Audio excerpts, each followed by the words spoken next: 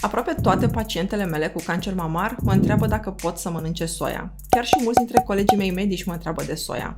Aș fi curioasă să-mi spuneți în comentarii dacă și voi ați căutat și ați dat peste foarte multe informații contradictorii când vine vorba despre soia. Clar, soia și cancerul mamar pare să fie un subiect complicat. În acest material o să descălcim un pic povestea și subiectul va deveni mult mai simplu. Întâi să înțelegem câteva lucruri despre cancerul mamar, ca să putem pricepe de toată confuzia aceasta legată de soia. Cancerul mamar poate fi clasificat, printre altele, după prezența anumitor receptori.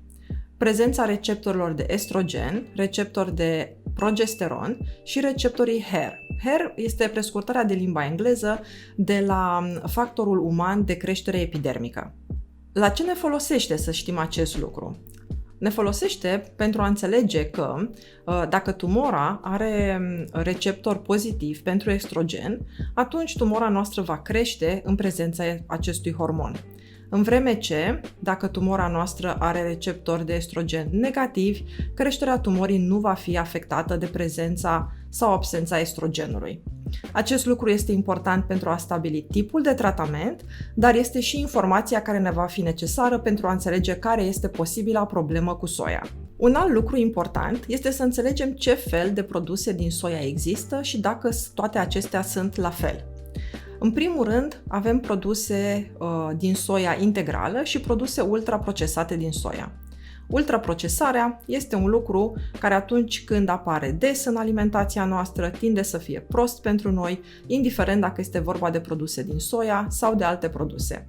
Prin urmare, salamul de soia, de tristă amintire în România, cel puțin pentru cei născuți înainte de 1989, poate să rămână liniștit în continuare de tristă amintire. Produsele din soia integrală sunt de două feluri, fermentate și nefermentate. Produsele fermentate sunt cele de tipul miso, tempeh sau tofu fermentat.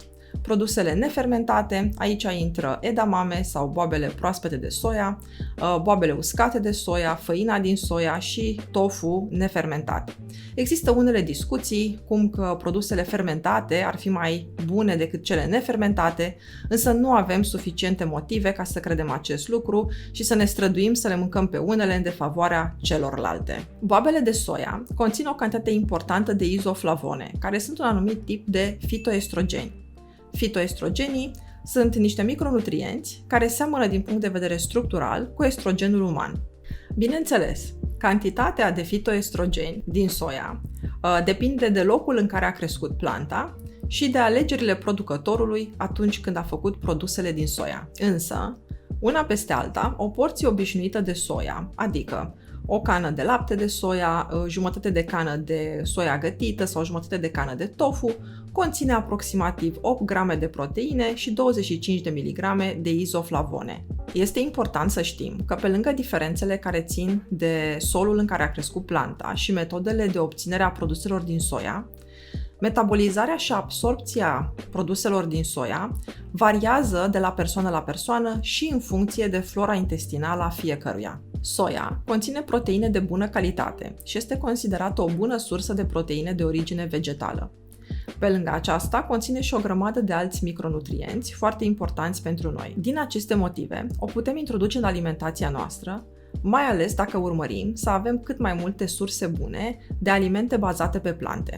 Bun, și cum rămâne până la urmă cu soia și cancerul mamar? Punând cap la cap informațiile pe care le-am discutat până acum, și anume, faptul că anumite tumori mamare cresc în prezența estrogenului și faptul că soia conține anumiți micronutrienți, numiți izoflavone, care au o structură suficient de similară cu estrogenul, astfel încât au primit denumirea de fitoestrogeni, și anume estrogeni care sunt găsiți în plante, putem să înțelegem cum a apărut controversa legată de soia și cancerul mamar. Fitoestrogenii din soia au început să fie studiați deja de foarte mulți ani.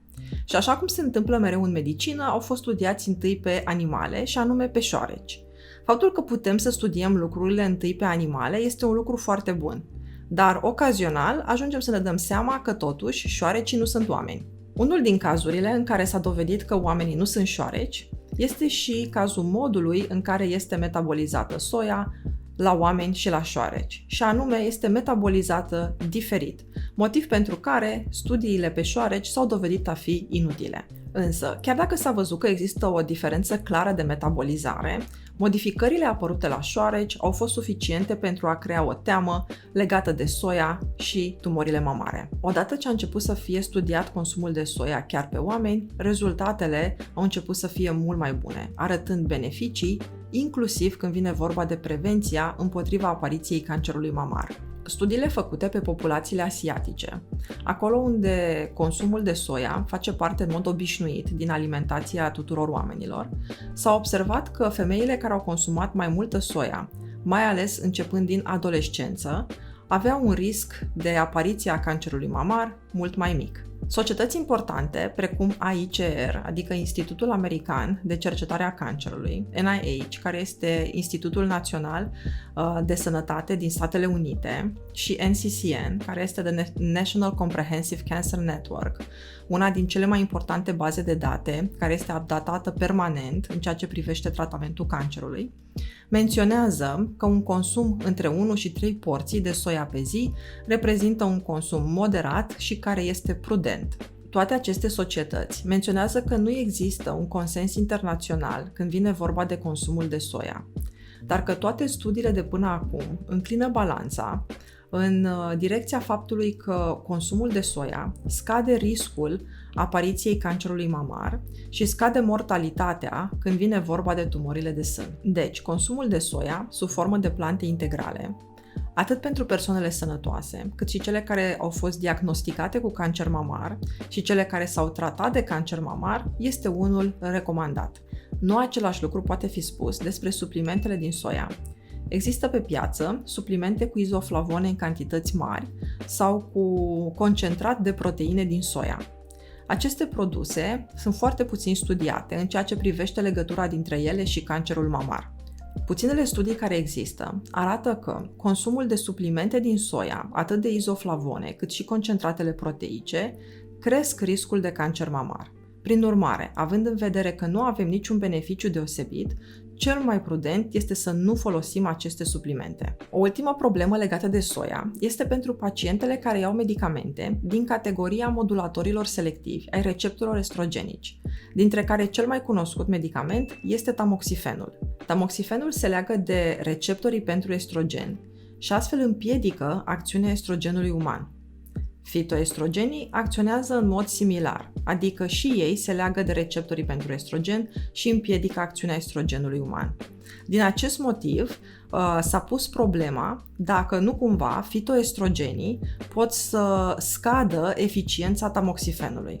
Studii preliminare arată că tamoxifenul și fitoestrogenii tind să acționeze sinergic, adică că se ajută unul pe altul, nu se concurează.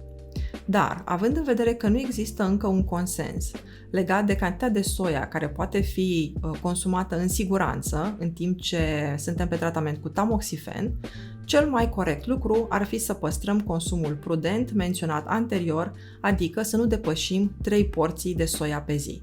În concluzie, consumul moderat de soia, dacă vine vorba de produsele din planta integrală și nu de suplimente, este unul recomandat care poate veni cu diferite beneficii.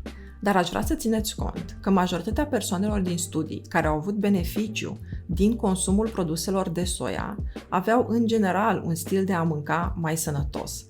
Așa că aș vrea să nu vă bazați pe faptul că ați introdus un aliment sau ați scos un aliment și să vă gândiți mult mai mult la stilul vostru de a mânca în general. Sper că am făcut lumină în subiectul soia și cancerul mamar. Dacă mai aveți alte dileme legate de soia, lăsați-mi întrebări în comentarii. Până data viitoare, nu uitați să vă abonați și să dați un like acestui material. Vă mulțumesc pentru atenție și să aveți o zi cât mai bună!